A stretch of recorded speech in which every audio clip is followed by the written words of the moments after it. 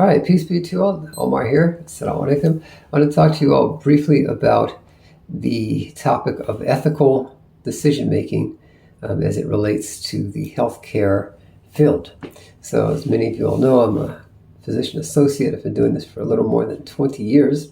A lot of you all who watch my videos may be planning on becoming physicians or nurse practitioners or something other in the healthcare field. But there's a great need for ethical decision makers, especially in this day and age, because we're seeing a lot of changes in our society. So things like the overturning of the Roe v. Wade abortion issue. We're also seeing things like sexual or gender reassignment, medical management, whether that's through medicine or surgery. We're seeing this gray wave of older Americans that's going to lead to a lot of geriatric medicine and folks who are specializing in things like palliative care or things with code status. Do you make an elderly loved one who's dying, do you make them a do not resuscitate or put them in palliative care or things like that? A lot of these things I've already dealt with as a PA, whether I'm working in the capacity of hospitalist PA or in outpatient clinic settings. So there's a lot of ethical issues. Even when it comes to things like medical billing, are you going to overcharge patients? Or, every year it seems like some clinician gets caught overcharging patients or doing something with or to patients that they shouldn't be doing. So ethical decision making. There's a test called the Casper test, and it stands for Computer-Based Assessment for Sampling Personal Characteristics. It doesn't quite work out to be Casper, which is a CASPER, but they had to, come up with some memorable acronym. Some of you all, if you're applying to medical school, NP school, or maybe nurse anesthetist programs or PA schools, you may be required to take this exam.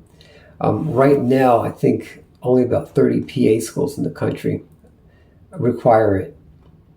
I never know why, because you can always, there's no right or wrong answer when answering the questions on the Casper. It gives you these case-based scenarios. What would you do if one of your patients had a loved one who was dying and they were in the same hospital and they wanted to get information on that patient? Would you give it to them?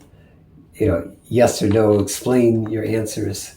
Just kind of, hypothetical situations that, you really don't know what you may or may not do until you're in that situation.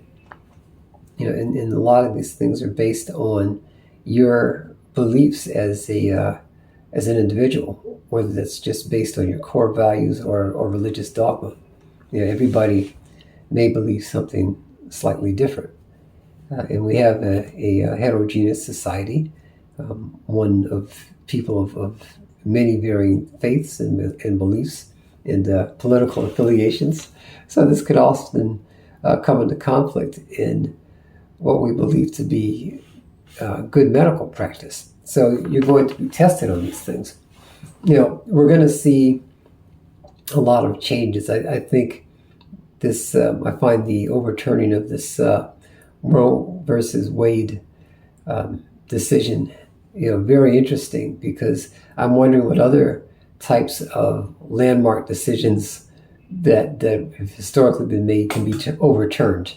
I don't know. We have yet to see what this overturning is going to open the doors to.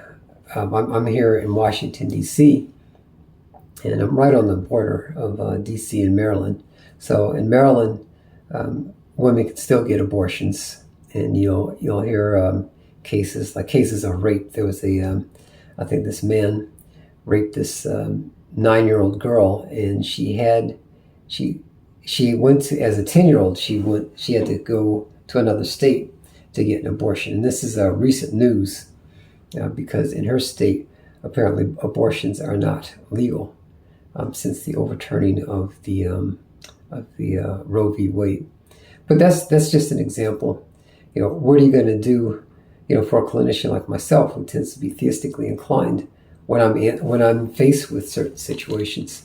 I have always said this to my students. I taught at a couple of PA schools, several years ago, and I would tell them, think ethically, because you can do something for ethical reasons, but it's illegal.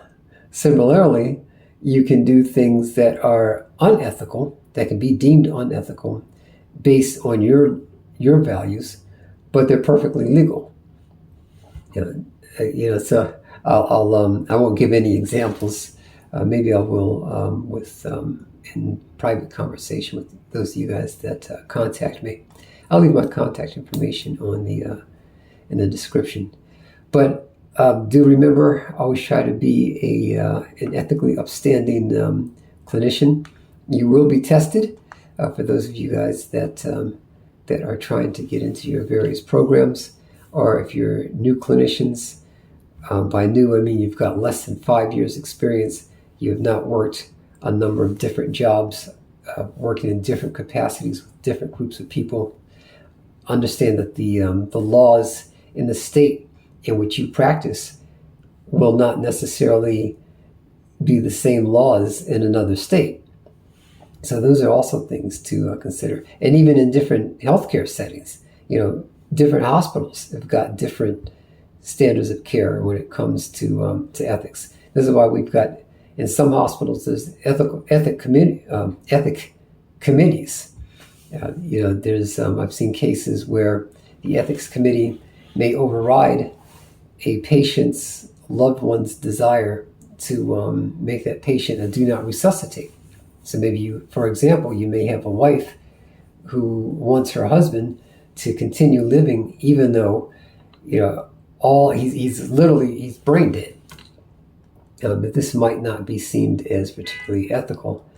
So the ethics committee may override the spouse's decision, and you may find yourself on that committee or at the ire of that spouse should the patient die, and then you don't resuscitate that patient because the hospital committee has decided that patient's to be made a DNR, do not resuscitate. So if their heart stops, you don't do the ACLS protocols. You don't do the chest compressions and the shocks if need be, or any of that stuff. You just let nature take its course and the person dies. Well, now you've got a possible problem with that spouse that wanted that patient to live. But that's one example. I said I wasn't going to give any examples, but there you go. There's one. But definitely take into consideration these things with which you will be faced in your future. We're going to see more of these things occurring as we progress and try to figure out how we're going to respect everybody's rights and how you are going to have your rights respected as a clinician. You do have the right to have your morals and your beliefs respected.